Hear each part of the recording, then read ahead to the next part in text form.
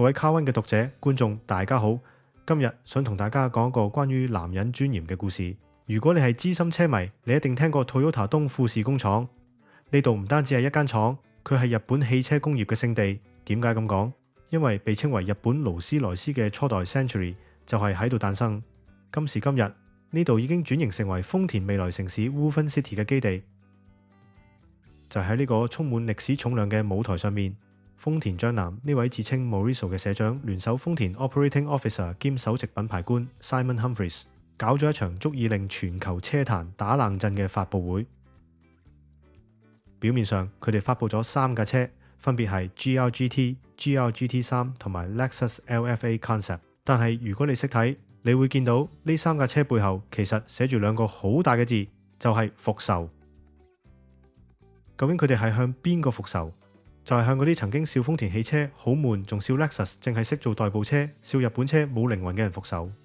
今日豐田章男與 Simon Humphries 要用實力話俾全世界聽，嗰個只會做買餸車嘅豐田已經死咗，取而代之嘅係一個流住賽車血液嘅全新帝國。講車之前，我哋一定要講下豐田章男呢個人。大家覺唔覺得呢幾年嘅 Toyota 變咗好多？ Yaris 變到好飛得， Supra 復活， Lexus 越嚟越型。其實呢一切都源於章男社長心中嘅一根刺。今日發佈會上面佢重提咗2個字，就係屈辱。時光倒流翻去20幾年前，當豐田章男仲係試車手嘅時候，佢揸住架2手嘅 Supra 去跑德國 Nürburgring。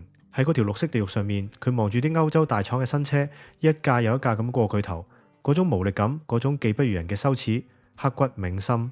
再去到14年前， Lexus 喺美國被人批評話 Lexus 嘅車好完美，但係好悶，好 boring。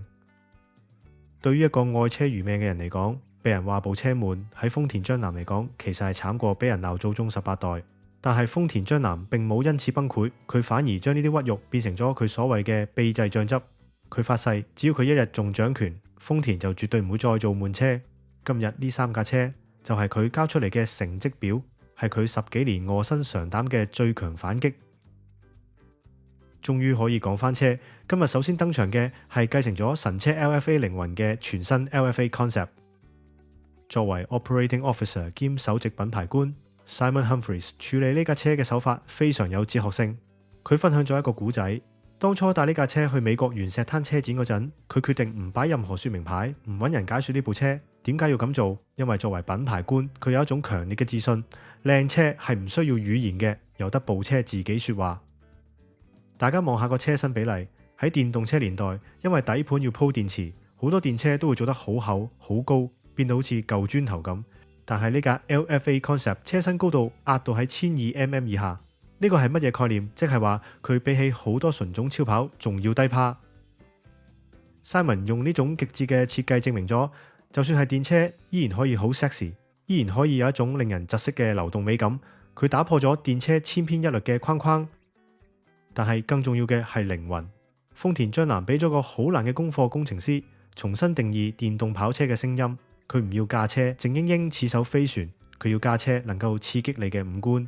雖然佢冇講明係點做，但透過模擬聲浪，甚至係模擬棍波嘅轉波時嘅感覺，未來嘅 Lexus 電車依然會係一架令你手心出汗嘅駕駛機器。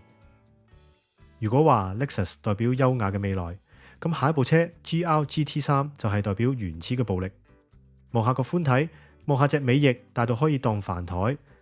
呢架 GR GT3 搭載4公升 V8 雙渦輪增壓引擎。大家留意，豐田今次係用 V8。喺全世界都講緊縮缸、講緊純電嘅時候，豐田竟然仲肯攞資源去開發全新嘅 V8 賽車引擎。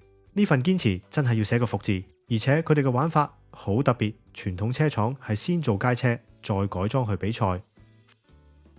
豐田今次係倒轉，由零開始，先開發一架足以贏比賽嘅賽車 GR GT3， 然後再由賽車衍生出一架街車 GR GT。呢架街道版 GR GT可以話係史上最接近賽車嘅銷售車。佢唔單止有 V8 Twin Turbo 引擎，仲加咗 Hybrid 混能系統。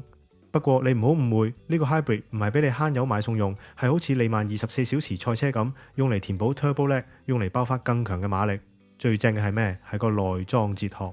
開發團隊話佢哋要做一架雙重性格嘅車，佢既要喺賽道上狂野到嚇死你，但係當你玩完 track day 揸翻屋企或者去高級餐廳嗰陣，佢又要夠舒服、夠體面，由職業賽車手去調校張凳、個軚盤，確保你感受到每一粒路面嘅石仔，同時又唔會震到骨頭都散晒。呢種人馬一體嘅境界就係豐田而家追求嘅極致。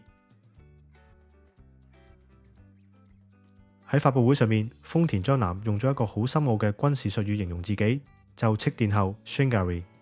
喺古代日本戰爭，當軍隊撤退嗰陣，最後一個走，負責阻擋追兵、保護同伴嘅大將就叫做殿後。呢個係一個九死一生，但係極度榮耀嘅位置。豐田章男話佢就係汽車界嘅殿後大將。佢好清楚電動化係大勢所趨，但係佢唔忍心見到內燃機就咁消失，唔忍心見到嗰啲中意聽引擎聲嘅車迷失望。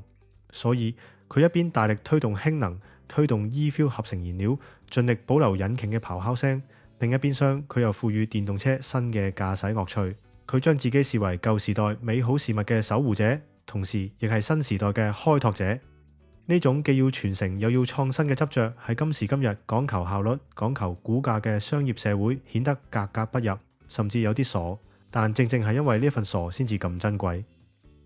今日睇住台上呢個年近70嘅老人，只要講起車，佢對眼就一定有光發出嚟嘅豐田章男，我心中真係好佩服。我哋成日講車如其人，以前嘅 Toyota 車好悶，係因為管理層淨係睇數表，要賣車夠多，要揾錢夠多。今日嘅 Toyota 熱血係因為掌舵人係一個不折不扣嘅車痴，而佢身邊仲有似 Simon Humphries 呢種咁懂品牌價值嘅拍檔一齊去癲。呢三架車 GR-GT、GR-GT3、LFA Concept 並唔單止係工業產品，佢哋係豐田章男對自己人生嘅交代。佢話過佢會一直跑到倒下為止。呢個唔單止係對車迷嘅承諾，更係一個男人對自己夢想嘅極致燃燒。各位車迷朋友，無論你中唔中意豐田，面對住呢一份對汽車嘅純粹熱愛，我哋都應該致以最高嘅敬意。因為只要造車嘅人仲有火，汽車就永遠唔會只係一堆冰冷嘅鐵。今日多謝大家收睇，大家記住 like 同 share，我哋下集再見。